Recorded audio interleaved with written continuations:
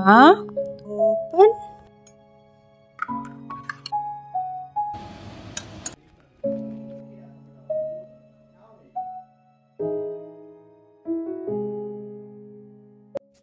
Hi hello ಎಲ್ರಿಗೂ ನಮಸ್ಕಾರ. ಹೇಗಿದ್ದೀರಾ ಎಲ್ಲರೂ? ನಾವು ಇಲ್ಲಿ ಎಲ್ಲರೂ ಚೆನ್ನಾಗಿದ್ದೀವಿ. ನೀವು ಕೂಡ ತುಂಬಾ ಚೆನ್ನಾಗಿದ್ದೀರಾ ಅಂತ ಅಂದ್ಕೊಳ್ತೀನಿ. ಮತ್ತು ನಿಮ್ಮನ್ನೆಲ್ಲ ನನ್ನ ಚಾನಲ್ಗೆ ವೆಲ್ಕಮ್ ಮಾಡ್ಕೊಳ್ತಾ ಇದ್ದೀನಿ. Welcome back. Mama, Dada, Emma and baby sister. New sister. Open.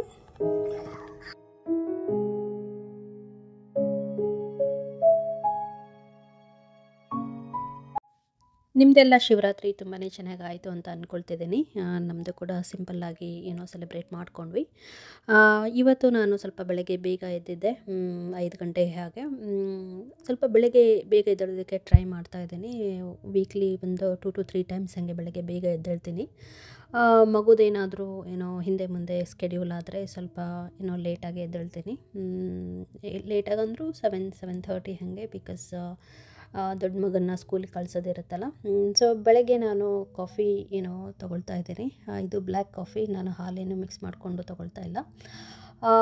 ಇದು ಬ್ಲ್ಯಾಕ್ ಕಾಫಿ ಮಾಡ್ಕೊಂಡಾಗ ಯೂಶ್ವಲಾಗಿ ಸ್ವಲ್ಪ ಕಹಿ ಅಂತ ಅನಿಸುತ್ತಲ್ವ. ಸೊ ಅದಕ್ಕೆ ನಾನು ಏನು ಮಾಡ್ತೀನಿ ಅಂತಂದರೆ ಕೋಕೋನಟ್ ಆಯಿಲ್ನ ಮಿಕ್ಸ್ ಮಾಡ್ಕೊತೀನಿ 1 ಟೇಬಲ್ ಸ್ಪೂನ್ ಹಾಗೆ. ಸೊ ಆವಾಗ ಅದು ಸ್ವಲ್ಪ ಕಹಿ ಇರೋದು ಕಡಿಮೆ ಆಗುತ್ತೆ, ಆರಾಮಾಗಿ ಕುಡಿಬೋದು. ಇವತ್ತು ಬೇಗ ಎದ್ದಿದ್ನಲ್ವ, ಸೊ ಲಂಚ್ ಕೂಡ ಕ್ವಿಕ್ಕಾಗಿ ಮಾಡ್ಕೊಂಡ್ಬಿಡೋಣ ಅಂತ ಹೇಳಿಬಿಟ್ಟು ಸ್ವಲ್ಪ ರೈಸ್ ಮಾಡ್ಕೊಂಡಿದ್ದೀನಿ. ಹಾಗೆಯೇ ಚಿಕ್ಪಿ ಸಾಂಬಾರು ಮಾಡ್ಕೊಂಡಿದ್ದೀನಿ. ಚಿಕ್ಪೀಸ್ದು ಸಾಂಬಾರು ಹೇಗೆ ಮಾಡೋದು ಅಂತ ಹೇಳಿ ಹಿಂದಿನ ಬ್ಲಾಗಲ್ಲಿ ತೋರಿಸಿದ್ದೀನಿ. ಯಾರಿಗಾದ್ರೂ ಬೇಕಂದರೆ ಚೆಕ್ ಮಾಡ್ಕೊಳ್ಳಿ. ಹಾಗೆಯೇ ಇವತ್ತು ಮಗನ ಸ್ಕೂಲ್ಗೆ ಬಿಟ್ಟು ಬರೋದಿತ್ತು. ಸೊ ಹಾಗಾಗಿ ಹಸ್ಬೆಂಡ್ ಕೂಡ ಸ್ವಲ್ಪ ಬ್ಯುಸಿ ಇದ್ದರು.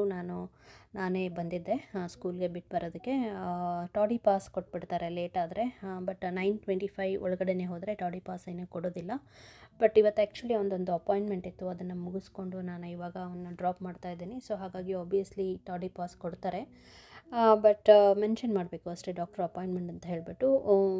ಯೂಶ್ವಲಾಗಿ ಕೇಳ್ತಾರೆ, ಡಾಕ್ಟ್ರ್ ಅಪಾಯಿಂಟ್ಮೆಂಟ್ ಇದ್ದರೂ ಡಾಕ್ಟ್ರಿಂದ ಲೆಟರ್ ಇರುತ್ತಲ್ಲ, ಅದನ್ನ ಕೊಡಬೇಕು ನಾವು. ಸೊ ಆವಾಗ ಅಲೋ ಮಾಡ್ತಾರೆ.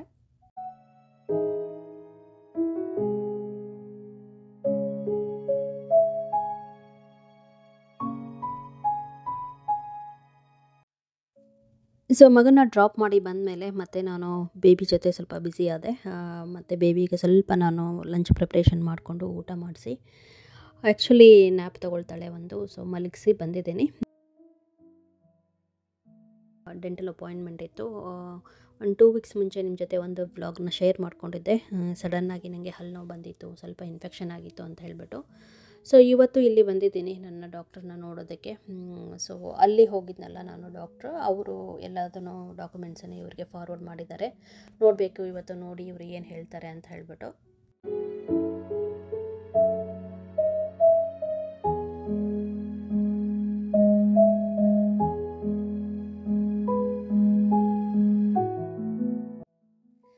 ಸೊ ಇಲ್ಲಿ ಮೆಡಿಕಲ್ ಸಿಸ್ಟಮ್ ಹೇಗಿದೆ, ಆಮೇಲೆ ಇನ್ಶೂರೆನ್ಸ್ ಎಲ್ಲ ಹೇಗೆ ವರ್ಕ್ ಆಗುತ್ತೆ ಅಂತ ಹೇಳ್ತೀನಿ ಅಂತ ನಾನು ಹಿಂದಿನ ಬ್ಲಾಗಲ್ಲಿ ಶೇರ್ ಮಾಡ್ಕೊಂಡಿದ್ದೆ. ಸೊ ಇಲ್ಲಿ ನನ್ನ ಕೇಸ್ ಅಷ್ಟೇ ನಾನು ಮಾತಾಡ್ತೀನಿ.